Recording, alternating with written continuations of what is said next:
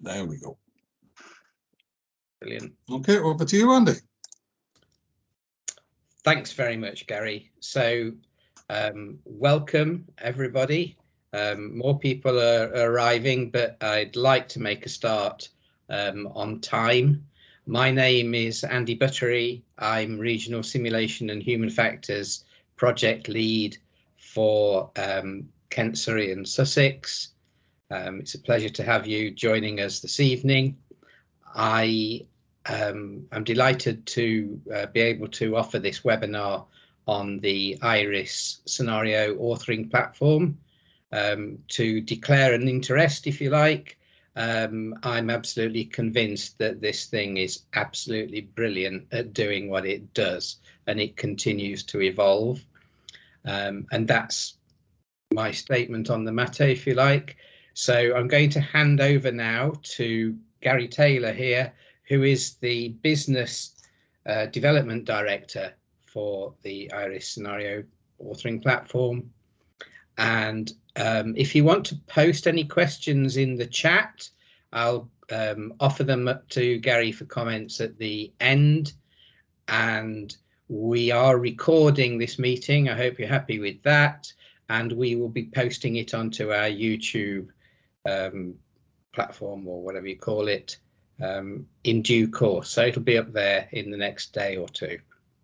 So thank you very much, everybody. And thank you, Gary. Over to you. Thank you very much, Andy. That's very much appreciated. As Andy said, my name's Gary Taylor. I'm the Business Development Director for iRIS. Thank you for taking time out of your evening to join us and going through this. What the session's for today is really to give you a taste of iRIS. As I'm sure you're all aware, Kent, Surrey and Sussex Simulation Network and actually Health Education England South East have a number of licenses that they're able to distribute. That's something we can talk about at the end, and you're able to contact Andy if you would like to request some licenses to be able to access the platform. Okay, so starting off with an introduction in terms of what it is. iRIS is a web-based platform to help you develop scenarios. It's basically 2 step-by-step wizards to help you write scenarios, be those for mannequin or hybrid simulations, or a separate wizard for SP simulations as well. Very easy to use, built around the Anaxel standards, also references our own ASPE standards as well. It's there to help you develop the highest quality scenarios possible. It is all about collaboration. Obviously, during the pandemic, we've all been faced with the situation where we can't necessarily get together face-to-face with colleagues. Obviously, that's a bit easier now, but still challenging with some other people we may want to work with. And when we're developing scenarios, we often want input from subject matter experts, but it's difficult to, again, to meet face-to-face with them. People have developed scenarios in the past traditionally using Microsoft Word documents. Perhaps they developed a template, and those documents are emailed between different authors. But you can quickly get into issues with version control and understanding where the up-to-date version is as different authors are making changes. So iRIS is very much about collaboration. It means you can work online as a team. With the portal we're talking about here, that's set up for Health Education England South East.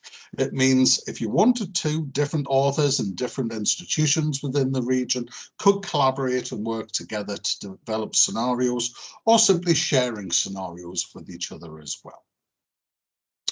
As much as it's about helping you write the scenario, it's also about managing those resources that are part of the simulation, your X-rays, your blood gases, your fictitious referral letters. They can all be attached to the scenario as well. So you've got one version of everything in one place. One of the other things we're well known for with iRIS is, although we have CE, Healthcare as our global distributor, some of you may be clients who have your own private iRIS portal where you subscribe through CE. We also work with lots of other vendors in the marketplace. The reason being the scenario is always the common component in any simulation. You might all use different technologies to deliver the simulation, but it starts with a scenario. And so we work with the likes of CE, with Laerdal, with iSimulate, with UbiSim, who are a Canadian VR company, so that actually you can create the programming files for those technologies directly from iRIS, often saving you hours of work of having to program the mannequins and other technologies manually. Okay, so hopefully that gives you a brief overview. We also have something called a fair share policy. HE Southeast are signed up to this, as are a large number of our clients. We've been working with Health Education England Southwest for a number of years now. We also work with the East Midlands Simulation Network and various other trusts and academic institutions around the country and internationally. What fair share means is when you're developing scenarios, they are shared with others. And what that means is when you log in today to iRIS, you can actually access over 450 scenarios that have been shared out by others. Now, not only can you access those, you can actually, if you look at a piece of content and think it doesn't quite meet the needs of my learners, duplicate it, make changes and tailor it to the needs of your specific learners. But iRIS tracks and highlights and credits the authors who contribute to any scenario. Okay. Brief testimonial there from one of our customers, John Mayer at Cape Peninsula University of Technology in South Africa. I really like this one. He talks about how it helps turn clinicians into educators. iRIS is very much built around that Anaxel and ASPE guidance. So it's there to help people who may not be familiar with simulation, but are involved in the development of a scenario because they're a subject matter expert. It helps teach them how to develop high quality scenarios. Now, I'm just going to highlight a few points here. I'd just ask you to keep in mind before we go into the demo. These are the sort of things that you can see from iRIS. So what if you had a central repository to develop and manage all of your scenarios?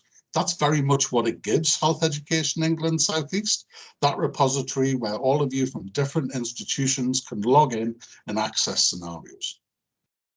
What if you could easily work more remotely with your subject matter experts to develop scenarios? As I've talked about before, you don't have to get together face to face. It's something that can be done online. You might have different centres, different labs within different locations. What if you could support your authors in different locations to develop and collaborate on scenarios together and ensure those different teams are using the same scenario in different locations?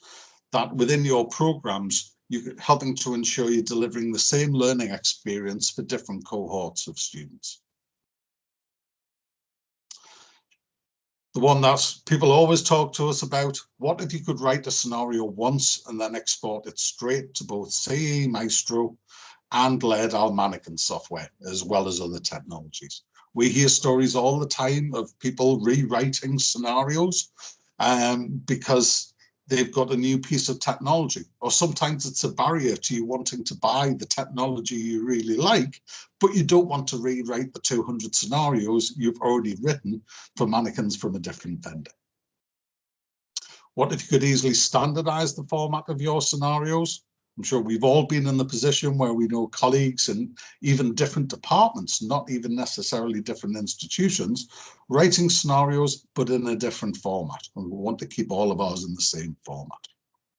And then going back to fair share, what if you could get access to hundreds of shared scenarios in return for sharing some of yours?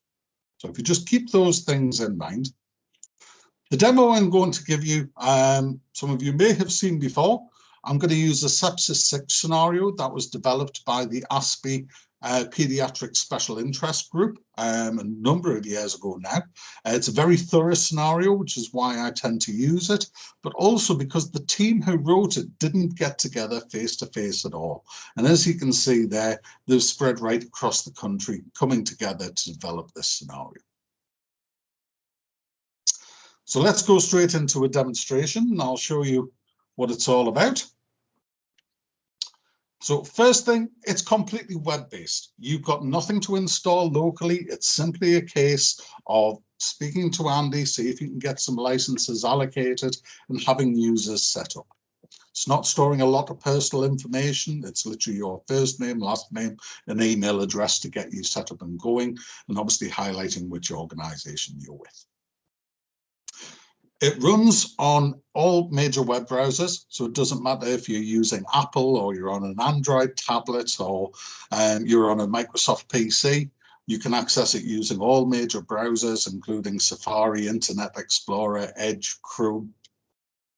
And when you first log in, the first thing I'm seeing in the middle of the screen here are updates. Somebody I'm working with or someone shared some content with me, perhaps someone's made a change to a scenario that we're working on together. The system lets me know about it. On the right, I've got my recently accessed scenarios, so I don't have to go searching for them in my library. I've got the things there that I'm currently working on. On the left, I can create new scenarios. Because of my user, I see a few more things than you would. But the two main wizards, the mannequin-based wizard, which also supports hybrid, if you have someone, a simulated participant, I'll talk a bit more about that later, and a separate SP wizard, which is built around the case template from the Association of SP Educators. You can also group scenarios together into courses or events. So if you had a mass casualty with multiple scenarios, or perhaps you're running a couple of simulation days and you want to group scenarios together into those, you can do. There is also an import for those of you who may have already written LAIDAL scenarios, programmed the LAIDAL mannequins. There is an import there to allow you to bring those files into iRIS, strip some of the information out, and start creating a scenario in iRIS from it so that you don't have to enter it all manually. There's help built into the system with animations and videos as well. And I think most people will say we're very responsive as an organization to anybody who contacts us for help in using iRIS. At the top here, you've got forums. You can post messages. They cover the whole iRIS community, over 2,000 users worldwide. And it means that you can perhaps look for collaborations if you wish. This is about driving best practice. So we also reference a range of different standards of best practice and resources to help you. Things like the Anaxel standards, the SSH dictionary, our own ASPE standards there as well. At the heart of iRIS is obviously the library. Now, as you can see here, because I'm a user within Health Education England Southwest, and I have access to FareShare, I can see 744 scenarios in here at the moment. Okay, you'll recognize some names there as well. East Kent are one of our separate clients, and you can see they've been quite busy developing some scenarios there. If I just put my mouse over, it gives me a description of what that scenario is about. Having a library that size, obviously the important thing is to find content that's useful to you and your needs. On the left-hand side, we've got filters, so I could look at just the mannequin-based scenarios if I want, perhaps through to just show me the scenarios that relate to ear, nose, and throat, in which case I've got 10 of them in there. Okay. We also have that traditional search. So if you want to search for keywords, I search for COVID there, you can see there's 35 scenarios there as well relating to COVID, including all of the NHS Nightingale ones, which have been shared by HE Southwest. So you can open up content, decide if you want to use it in its entirety, or create a derivative, which I will show you later. Okay. Now, for the purposes of the demo tonight, I'm going to use a mannequin-based scenario, that Sepsis 6.1 I mentioned in the presentation. When you're developing or editing a scenario in iRIS, this is what people think of. You can see we've got this step-by-step wizard down the left-hand side, and as authors, we're going to work through these steps. Now, the first thing to remember is you do not have to populate every field on the forms. Okay, it's there to help you develop the highest quality scenarios possible. But some scenarios will not necessarily need vital signs and other information in it. If that's the case, just leave the field blank, because we're going to get a very clean document at the end of it, which only includes the information you have populated. You're not going to get lots of empty checkboxes from equipment you're not using or anything along those lines. You'll see these little information bubbles everywhere in iRIS. It's guidance for authors on what to put in that field so you can determine if it's appropriate for the scenario you're writing. As I've said, not all fields are mandatory. To enter or edit information, all you do is simply click on a field and you've got the tools to be able to edit there. It does support copy and paste if you're wanting to bring information in from existing Microsoft Word documents. Beneath the description we have here, you can see we've got classification. This is the same as the filters you saw in the library. This is so we can tag our scenario with relevant keywords, perhaps link it to specialties, put particular modules that might link to. On the other side of the screen, you'll see we've then got the standard side. So here, for example, you can select the different ASPE standards that you might want to say the scenario satisfies. We also have the Anaxel standards there. A lot of iRIS is built around the Anaxel simulation design standards as well. And you'll actually find if I go back to this screen on the information bubble, it is linking to those resources to help authors, things like the actual Anaxel standards there themselves. Okay, great visual resources, particularly for new authors. Step 2, like any good piece of educational content, who are our learners? What are their needs? What learning objectives are we creating? This is an interprofessional scenario. So you can see we've got different groups of learners, different authors have taken responsibility for those groups, and they've actually got different learning needs in there. Step 3, starting to write the scenario itself, starting off with the faculty script, so the briefing for staff who are going to be running the simulation. We can enter the details of our patient. You can see here we've got Oliver Smith, 6 years old. The presenting history or the candidate or student storyboard. This information is going to be used to create a briefing for learners as well that you'll be able to share with them. But beneath, we also have a separate instructions to learner. If you're creating a detailed pre-brief, there may be additional information that you want to add in there, all of which will be included in the scenario.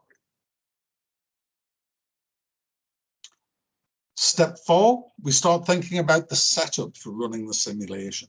There's a lot of information in iRIS for Simtex to make sure they know everything they need to set up in preparation for running the simulation. So we have information on the different roles that are going to be taken on. We've got the staff who are running the simulation here. We do have an actor role within this, so a simulated participant. For example, this is a sepsis 6, a child coming to A&E, but we want one of our colleagues who's going to take on the role of the mother of the child and going to behave in a particular way throughout the simulation. We've got the actual roles that the participants, the learners, are going to take on, and then some setup information for the Simtex. Things like, how do I configure the sim lab? Well, this is an emergency department. We are using a simulator. It's a pediatric mannequin. These are free texts, so if you name your mannequins, you can put in what you like. And then we've got the basic monitor setup we needed and the parameters below. Step 5 is going through more equipment. We have some elements there for respiratory equipment. And if you're using ventilator, the settings that you want there. And then a separate field below where you can list any other equipment that you want to have set up, although there is some pre-configured on the next few screens. We've got a section here where you can specify details of moulage effect needed, any equipment for vascular access or pumps and lines. And then we have this training props section. This is where you can upload any resources you're going to be using as part of the simulation. You can see we've got a number of different ones attached here, from GP referral letters, linking to NICE guidelines, and then including things like obviously your chest x-rays or other information that you need as well. Okay, so it means all the resources, again, you've got a single version of those in one place as an attachment to the scenario.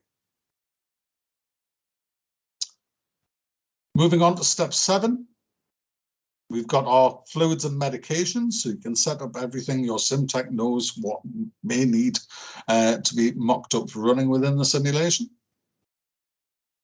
And then step 8, we've got our scenario states, obviously the heart of any mannequin-based simulation. Within iRIS, you can have as many scenario states as you like. And within each state, if you choose to, you can include a range of different bits of information. Each one does have a name of the state, and you can give details of transition out to another state, may well be an if statement there. It can include vital signs. Again, like all the other fields, just click on it within iRIS to be able to edit the information, enter into the appropriate fields. You may include assessment from examination, any blood results, any physiological trends or speed of change, so your SimTech knows if they're operating the mannequin, how quickly to introduce elements. If it's a hybrid scenario, going back to the idea of we have a colleague who's going to be mother of the child, and we're using a mannequin for the child, but that person needs to know how they should look, how they should behave, their body language, any script you want to give them for this particular state within the simulation. You can highlight which of those scans and things that you want to use within different states. And then, of course, you have the expected outcomes for the learners taking part in the simulation. What should they be doing within this state? And we also have the guidance for the facilitators. So as staff leave, as they move around different organizations, you have new starters coming in. They've got all the details on what they should be doing for managing and delivering this simulation. If you wish, you can include any state-specific debriefing points as well, although the next step is a wider look at debriefing. We do have a duplicate state. As you all know, writing scenarios, quite often moving between states, there's a lot of repetition. It's only certain vital signs and parameters that change. Rather than entering it all again, you can duplicate the state under a new title and just tweak the appropriate parts. Step 9 is then about debriefing. As I've said, if you do have any state-specific ones, it would be brought together here as well. But there's also a larger overall debriefing. This is basically free text, so you can add in what you like here. But you'll find that under the guidance, it does reference both the PEARLS debriefing framework and the Anaxel debriefing standard. Again, just making it easy for authors to find that information as they're developing these elements. Moving down further, we've then got step 10, which is the last main authoring step. We do have 2 later steps, one for adding learner resources, another that enables you to do a self-assessment of your scenario. Is it the highest quality possible you could have created? But this is the last main authoring step. We have the training props again, so you can attach any additional resources. We have a separate section for trainer resources. So, for example, if you've got checklists you're wanting to attach, any marking schemes that are for staff use, you can attach them to this area as well. And then we come to the master scripts, which is basically the outputs from iRIS. We've been through the wizard as a team. Different people may have been completing different sections. We've now got a complete scenario. Or perhaps you're looking at a scenario someone else has written. The first thing we have is the all or technical briefing. This is the complete scenario. If I want to view it online, I can click preview. It pulls all of that information together. You can see you get a very clean scenario. It only includes the information you have populated. So for example, you know, if we're looking at the monitor parameters here, it's not showing the ones we haven't selected or anything along those lines. Okay. People do still like paper, and often we want to print this information. So you'll find that all of the reports in iRIS, you can download everything as Microsoft Word. Okay. We don't use PDF documents because it may be in the future, if you didn't have access to iRIS, you might want it in a Microsoft Word format, which you can then still go ahead and edit yourself. You're not locked in any way. Okay. So you can see there we get the Word version of the report there. It makes it nice and easy to print. You can always download it for future use if you didn't have access to iRIS. We can generate different versions of that document. So a lot of people spend time chopping their scenario documents up into the different parts for different stakeholders. So if I wanted just the learner briefing, it will give me just the fields for the learner. Or perhaps I'm the sim tech, I just want to see the equipment list. And again, all of these can be downloaded as Word documents. Okay, so it's pulling that documentation together for you. As we've said, we do a lot of integration with other vendors within the marketplace to make it as easy as possible for you to get this information onto your mannequins and other technologies. So let's just say, for example, Andy and I have been working together to develop a scenario. I'm going to run it on a CE Juno, one of their Maestro software-driven mannequins. All I need to do is click on the CE Maestro download. And what it does is it actually creates the programming file for the mannequin. Okay, so if I save that into a location that the tablet for my mannequin is going to be able to access, I change into my mannequin software, and I'm sure many of you know how long it takes to program these things from someone giving you a Microsoft Word document. Instead, I just say import an SCE. Point it to the file we just downloaded, and everything we were just looking at in iRIS is then brought straight onto my simulator. Okay. For those of you familiar with the Maestro software, it is running in manual mode. It's not using the physiological model. We do have plans for further integration with that further down the line. But you can see it's brought all the information across. We've got the synopsis of the scenario there. We've got all the learner group needs information and everything. We've got the faculty scripts, the participant information, and the debrief there. We've got our patient information. I've imported this actually to CE iRIS. Nothing's set in stone. You can edit everything. Because I brought it onto iRIS, it's using the default photo. And he's a very hairy 6-year-old at the moment. We can change things like that. You can still edit what's in here. If you're using some of the more advanced sort of simulators with advanced functionality, you can add that in as well. You've still got access to everything you would expect if you'd entered it manually within the software. Under scenario, we've got all our scenario states with all of the vital sign information there. Under patient records, we've put out those training props. So things like the X-ray we were just looking at, if you have the capabilities to display this on a larger screen for the learners within the simulation. Under preparation, we've got all of our equipment checklists there, and the large effect goes into the mannequin setup. So in manual mode, that is basically ready to run.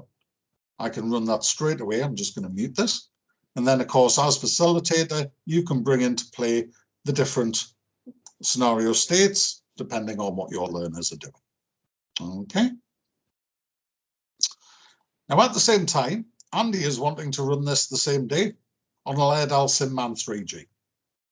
We've written the scenario together. He doesn't want to rewrite it to do that, obviously. So he just downloads the appropriate Laerdal file format. If I bring down the SCX here, because I've got Laerdal Sim Designer installed on the laptop, exactly the same thing. I could save this into a different location so the tablet can access it. Laerdal works slightly different because there's local software. You then just click on the file and it will open up there in Sim Designer or as part of Leap. Okay, and again, you can see it's put the information out there. Obviously, what we have left to do within Laerdal is then joining these together with events. Any transitions you have put out have gone into the notes, but different vendors work quite differently when it comes to the transitions. But it has put all that information out. You don't have to enter it manually. And under resources, again, under the media files, it's included the files it does support, like that chest X-ray we were looking at. Okay. So it's nice and simple. New, but hard to demonstrate on a webinar like this. We've just released an export to iSimulate. So again, we can generate a file for iSimulate Reality 360. Probably the easiest way of that is actually emailing it to yourself and opening it up through Outlook, because you can then say open with Reality. And again, it takes all that state information, the vital signs, and brings it straight into Reality 360 if you want to deliver in that way. For those of you who may be familiar with UbiSim, again, download a file version which you can then open up in the UbiSim VR editor, make any changes and create the rest of the VR experience. Okay, and we will continue to build other exports. We do have continuous conversations with GoMod. We are hoping to develop an export for their UNI software eventually. Those are undergoing. We are talking to several other vendors in the marketplace at the moment. So the idea is to make it as easy as possible to get your scenarios onto the technologies that you want to use to deliver them. Okay. Now, you've watched me go through this by myself, just writing a scenario as a single person. Obviously, it's about working in teams.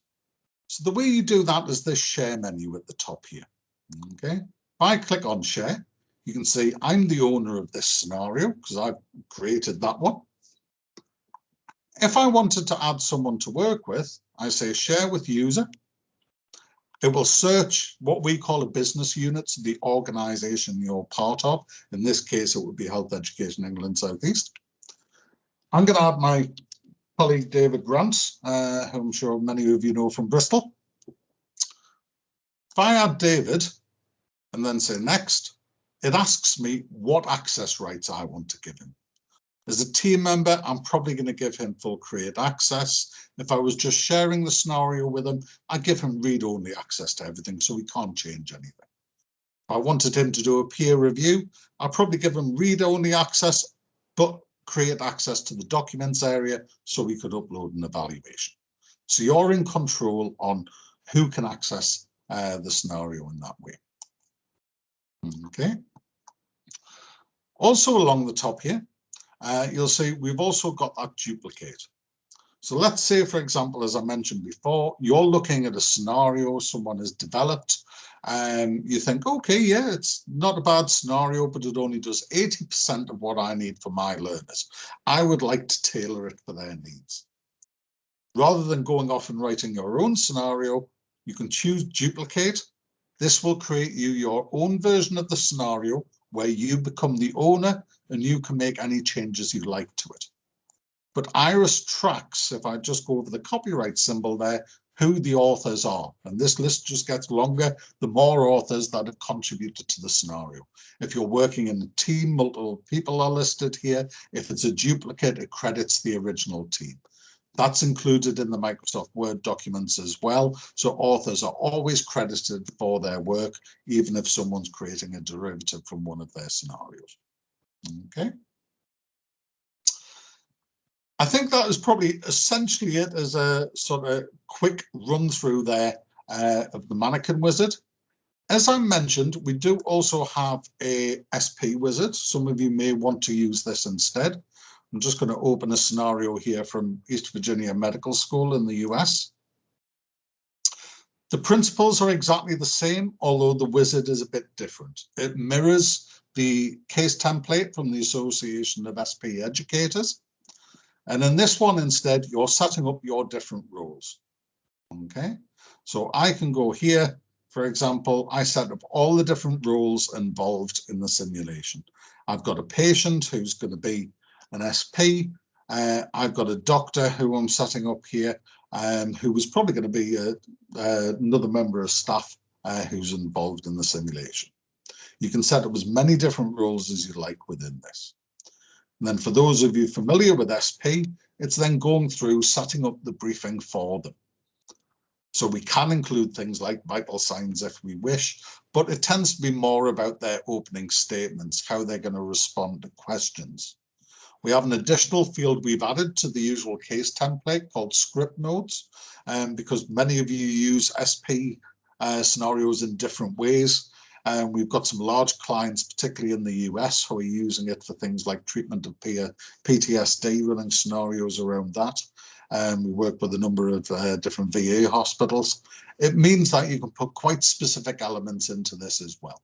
We have seen it used by some institutions in the UK, particularly for things like community nursing, where they may want to be doing something a bit different rather than running it through with mannequins. You can see it's covering things like the patient's HPI, through to a more detailed past medical history, which you're going to provide to the SP, not to the learner. Hopefully, the learner will then be able to bring that information out of them, more detailed family history and social history as well. Okay. Quite often people use SP scenarios for things that are completely different and not necessarily just medical. We have a lot of people using them for interview skills and things like that. What you can do there is if I go to the other simulated roles, so within here, you can then include other information like history of a situation, context, profile, presentation of the role, and any challenge questions. It doesn't have to be that detailed medical element to it if needs be. Okay. So hopefully that gives you a good taste of iRIS. If I just jump back to my presentation, I'll find my right screen. There we go. So as a summary, iRIS will enable you, if you request some licenses, to access over 450 shared scenarios under the fair share. And from those, you can use them in their entirety or create your own derivatives. It'll help drive the quality of your scenarios, everyone involved in the authoring, because you're using that common template. There's the guidance there to help new authors as well, or subject matter experts that you're working with. It's there to help you work together efficiently as teams, regardless of where those team members are. If perhaps you're on multiple campus or you've got multiple labs and trust with multiple hospitals, it means you can all work together and easily develop those scenarios together and share those resources with each other. It's giving you that centralized repository where you know where everything is. And of course, that underlying element we have of the scenario is always the common component in simulation. We want you to be able to write a scenario once, but then export it to the different technologies, as I just showed you in the demo. Okay. I hope you found that useful. I've been sharing my screen, so I don't know what's in the chat at the moment. Andy, can I ask if there are any questions? Nobody's posted any questions, Gary. Oh, I'm hoping that means I've been very clear with things. You have been. As I say, I mean, this is an agreement that we have in place with the Kent, Surrey and Sussex Simulation Network originally, and now extending to HEE Southeast. I'll let Andy say a little bit more in a moment, but there's a number of licenses that you can request some of those licenses to be able to access iRIS, and hopefully that's given you a clear picture of everything that you can get from it. Yeah, thanks, Gary. I see that Richard's got a hand up, and so it'd be great to hear from a pharmacist. Thanks, Andy, and thanks, Gary. That was really, really interesting. It looks like a fantastic resource. So as Andy said, like, my background is I'm a pharmacist, and one of the things we're looking at is trying to develop more simulation resources for pharmacy. So I guess my question, I saw that you had the specialty option. Is there a way of kind of limiting your search to just get pharmacy related scenarios, for example? So can you filter by specialty? You would be able, you can. So when it comes to setting the specialties within the classifications, that is available as a filter on the library. The only thing I will say to that is some of our longer term users don't necessarily use some of the new functionality that you make available at times. So it's always worth searching for it as a keyword as well. That way it will be identified there. Excellent, thank you. Okay, more than welcome. I will also say we do have quite a few clients who particularly use the SP wizard for pharmacy scenarios as well. Thanks. Okay. Yeah. I think looking in keywords is really helpful, because it would help you to find things where it doesn't look like it's the title of the thing, but it's really involved. Yeah, and it's always worth putting your mouse pointer over the scenario, and it gives you then the description, so you get a much better idea of what it's about as well. Okay, thanks. Okay. Any other questions there, Andy? I'm just looking to see if anybody raises a hand. I do like the way that this, especially when you've got a geographical area like Southeast, that this offers us the chance to work in geographical collaboration. But increasingly, it offers us the chance to work in a worldwide context.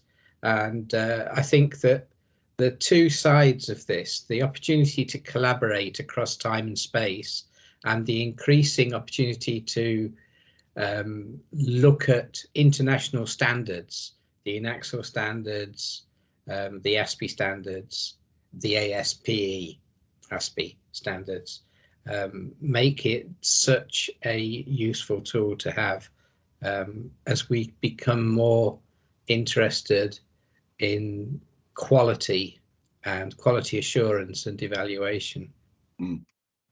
No, definitely, and of course the advantages you were saying there, you know, with other people using it.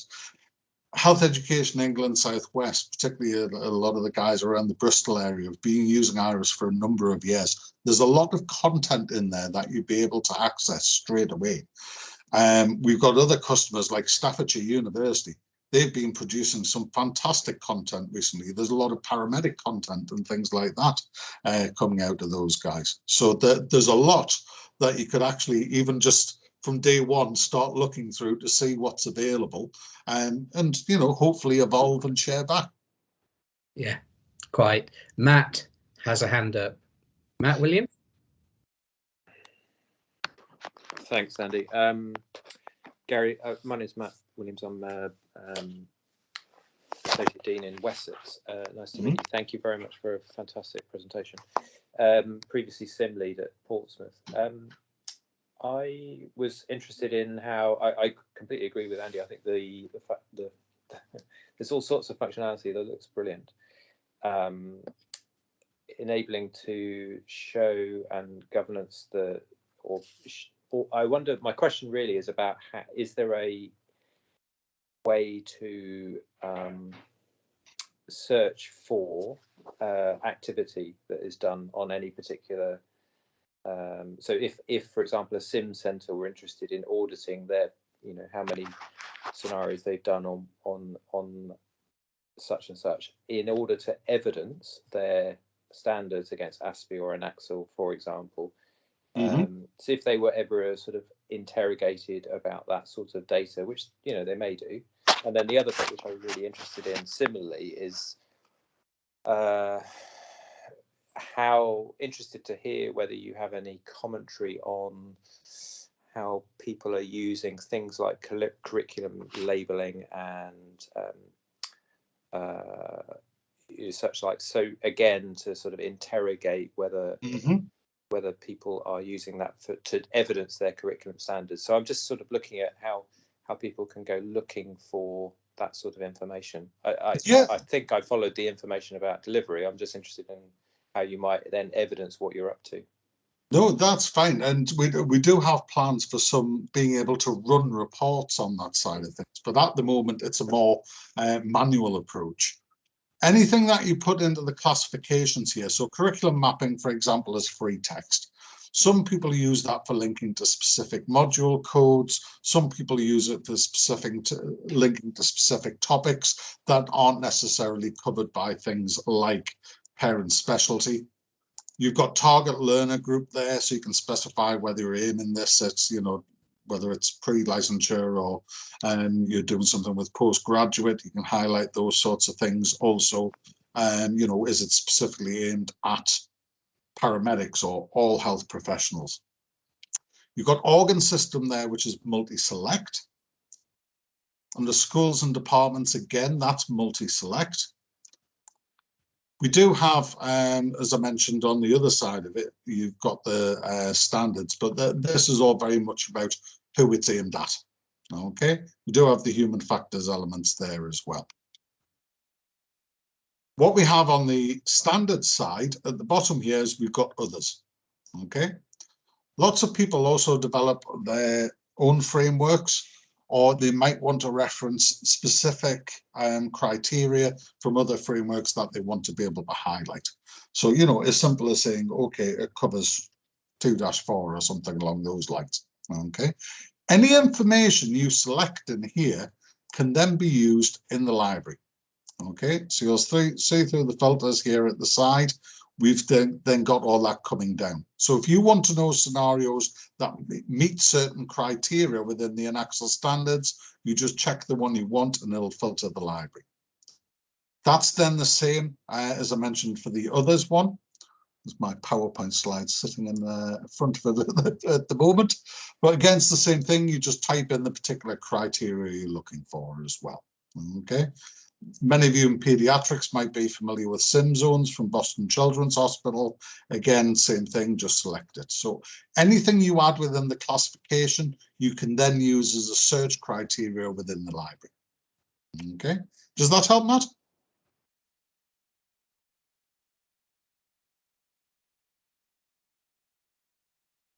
I think you may be on mute. Muted. Beg your pardon. I left it off and then put it back on again. Sorry. So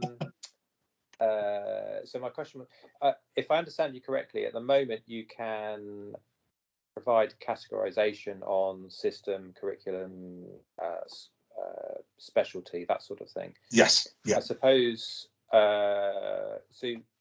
If a particular sim organizer or organization providing simulation scenarios, say they provided, I don't know,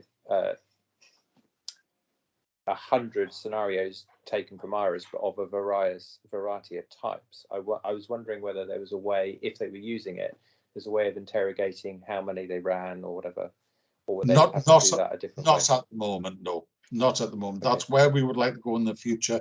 We've been working for the last 6 months on a big rewrite of iRIS.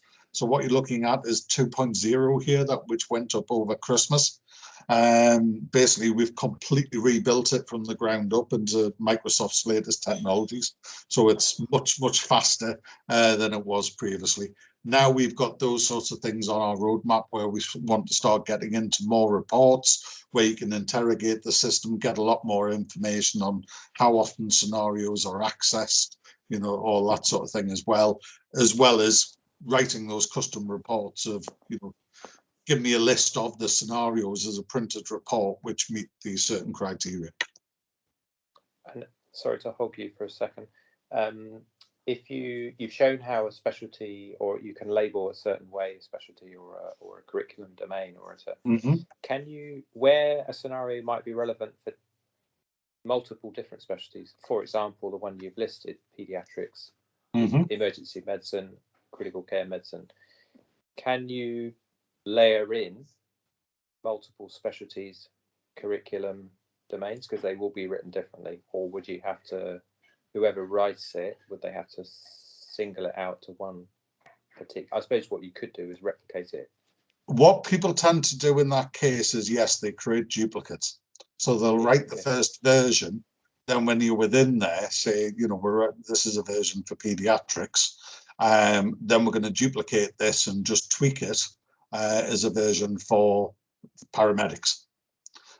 So people do tend to do that, and you can, you know, with anything like that, you can change the title easily and what have you, make it nice and relevant. Staffordshire University are probably a good example of, they do a great deal of that because they've got a lot of collaboration going on between the different departments. Okay, thank you. Okay. And just to note that the IP is never lost, and the authorship is always retained with the thing. I can't imagine what the business of simulation will look like in another 5 or 10 years. Mind you, I can't predict what it's going to be like after a good thing to do. But I think that this ability to data mine and to standardize is going to become more and more relevant for us all. And one day we're going to be saying, well, this scenario has now been run 20,000 times. So when the Resuscitation Council decide they're going to change the algorithm, we can instantly see what effect the new algorithm has on things by contacting all the people who've used it. But yeah, I'm waffling now, so I shall stop. No, not Andy, not at all. Okay. Right. If I can, Gary, I'm just going to give 1 moment more waffle while I wait to see if there are any other late hands coming up. Of course. If there are not, I'm going to say thank you very much for your time, and do pass on to Alex and team. Matt has a hand up. Do pass on to Alex and team our grateful thanks to you all. Matt? Sorry, back again. I was just thinking about what you just said, Andy. With regard to education research, really, I suppose you already seeing that you talked about collaboration. Mm-hmm. Are you seeing that in terms of collaborative educational research on, you talked, Andy, about a particular resuscitation scenario, and I just wondered whether that sort of thing is already happening, because that seems like a really good. We certainly see collaboration between different departments within the same institution. We're seeing a lot more of that. So we've seen, it makes things a lot easier for developing into professional scenarios, for example, where in the past it's been difficult to get different people with different timetables and different schools or even different faculties together. We certainly see a lot more in that sort of area. Staffordshire are actually, one colleague in particular at Staffordshire is actually doing some work on looking at the usage and the development of educationally sound scenarios from more of a research perspective, and iRIS is sort of featuring quite heavily in that. In terms of separate, if I'm understanding you correctly, Matt, in terms of people working together with doing more research papers, if you like, focused on the activity that's taking part in iRIS. We don't always find out about that until it actually happens. We do have some colleagues in the States and Canada who have been doing some work on that, but I couldn't tell you off the top of my head who else is doing it in the UK at the moment. Does that help? Yeah, it does. I'm sort of trying to understand how people are starting to use it. So yeah, as we're talking, I'm sort of trying to. I think I understand where its place is at the minute. So thank you. Yeah. Ultimately, at the heart of it, I think it's about trying to get the appropriate people together to develop content together and share resources. That's ultimately what we developed iRIS for. But more and more, people are. One of the things I think Andy will sort of back me up on is we want to hear from our users. What would you like to see it do? We're not simulation experts ourselves at all. Our entire roadmap comes from users of it would be great if we could do this because we would like to be able to do that. So anyone who does certainly get involved in using iRIS, come back to us with information. We've got some fantastic clients, like I say, the likes of Staffordshire, Greenwich University are very active, made some great comments on things they would like to see to support university policy and things like that. Always come to us with things that you would like to see it do. Yeah, I echo that and celebrate it. I think the platform is responsive to what the community wants to do, but that's something, the sort of collaborative data mining and data gathering. Just imagine what it would be like if there was only one adult anaphylaxis scenario in the world and everybody was using the same one, and the information that you would gather about it. But yeah, that's me rambling again. Ritya, you have your hand up. Thanks, Andy. Just thinking about Matt's earlier question, actually. So if a scenario that is currently written for a particular curriculum for a particular specialty is then tweaked to a different one, is there any way of kind of keeping them together? So are there any folder substructures, for example, within iRIS, so that they don't end up getting split and difficult to find and marry up? Right. If you're running like a multi-professional sim. You could do, not, it works differently if people are, you know, if I was looking at a scenario of yours and I decide to create a duplicate and a slightly different derivative, then mine would always reference you and your scenario as the original. If you're talking about you as an author or creating different versions of the same scenario, that's where you may remember when I was talking about the new items here, we have an event or course item.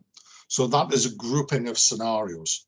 So let's say, you know, you're going to do a different version of an anaphylaxis scenario for different specialties. You might want to create an event called anaphylaxis, and what you're doing is tagging all the different versions of that scenario that you've created. So you could group them together in that way. Lovely, thanks. I must have missed that. Apologies. Okay, no, that's fine.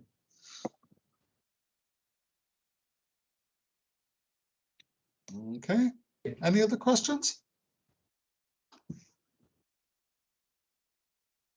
No, Gary, I think we are all now replete with knowledge and ready to go. So again, thank you very much for your time. And I've put our generic email in the chat there. So if you want to contact us about this or anything else, yeah, contact me or the generic KSSSN email address, and you've got those contact details there. Yeah. And Happy New Year, everybody. And thank you all very, very much. Thank you very much, anyone. If anyone has any other further questions after we finish the session, please just drop me an email across. I'll be happy to answer them. Thank you. Goodbye. Thank you very much, everyone. Happy New Year. Bye.